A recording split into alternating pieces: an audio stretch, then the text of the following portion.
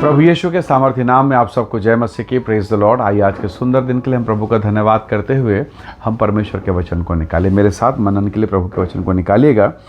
नीति वचन उसका 24 अध्याय और उसका वचन 17 और वचन 18। यहाँ लिखा है, जब तेरा शत्रु गिर जाए तो तू आनंदित ना हो, और जब वो ठोकर खाए तब तेरा मन मगन ना हो। कहीं ऐसा ना हो कि यहोवा यह देखकर अप्रसन्न हो और अपना क्रोध उस पर से हटा ले।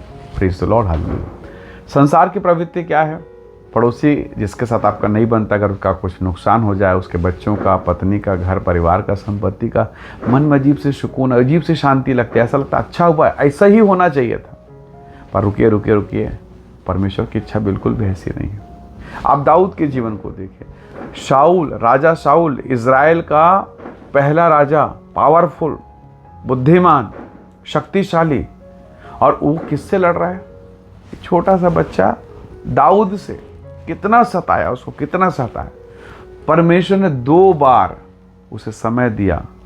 दाऊद अगर चाहता तो शाऊल को मार सकता था, पर दाऊद का एक ही शब्द था कि यहोवा के अभिषिक्त को मैं कभी ना छूऊंगा, अभी यहोवा के राजा को मैं कभी हाथ नहीं लगाऊंगा। इसका परिणाम क्या हुआ? मैं और आप होते, अरे ऐसा मौका बार बार थोड़ी आएगा, काम तमाम कर देना चाहिए। संसार के लोग ऐसे कहेंगे, लोग ऐसे कहेंगे। दाऊद, आपसे बहुत बड़ी गलती हो, आपको तो उसको निपटा देना चाहिए। पहली बार परमेश्वर ने आपको मौका दिया, निपटा। दूसरी बार और मौका दिया, निपटा दो। तो दाऊद ने कहा, नहीं, मैं परमेश्वर के याजक का, परमेश्वर के राजा का, परमेश्वर के ठहराए उस सेवक का नहीं, मैं हाथ नहीं डालूंगा। अंततः हुआ क्या? तो आप देख सकते हैं शाऊल की मृत्यु कैसे हुई, उसके बच्चों की मृत्यु कैसे हुई, आपको पता है। और दाऊद, वो भेड़ बकरी का चराने वाला, कैसे ऊंचाई पर उठा? क्यों उठा? उसका हृदय, उसे मालूम है ये मेरा शत्रु है, पर मुझे उसने, इसीलिए तो उसने लिखा, इसलिए तो उसने कहा कि मैं हाथ नहीं लगाऊंगा। और सुलेमान कहता है, तेरा शत्रु जब गिरे, वो ठोकर खाए, आनंदित नहीं होना, मगन नहीं होना। कहीं ऐसा ना हो कि जो क्रोध उसके कार्यों के कारण, उसके व्यवहारों के द्वारा परमेश्वर की ओर से उस पर आया, परमेश्वर उसको हटा ले।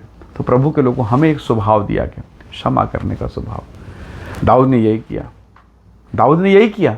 और हुआ क्या? शाऊल, उसका पूरा साम्राज्य खत्म हो गया, और अब इज़राइल के सिंहासन पर दाऊद विराजमान है, उसका बच्चा विराजमान। हालेलुया। तो प्रभु आपको विराजमान करना चाहता है, सिंहासन पर लेके जाना चाहता है, ऊंचाई पर बैठाना चाहता है। ये होगा कब? जब आप अपने शत्रुओं के प्रति दयालु हो जाएंगे, अपने दुश्मनों के लिए प्रार्थना करेंगे।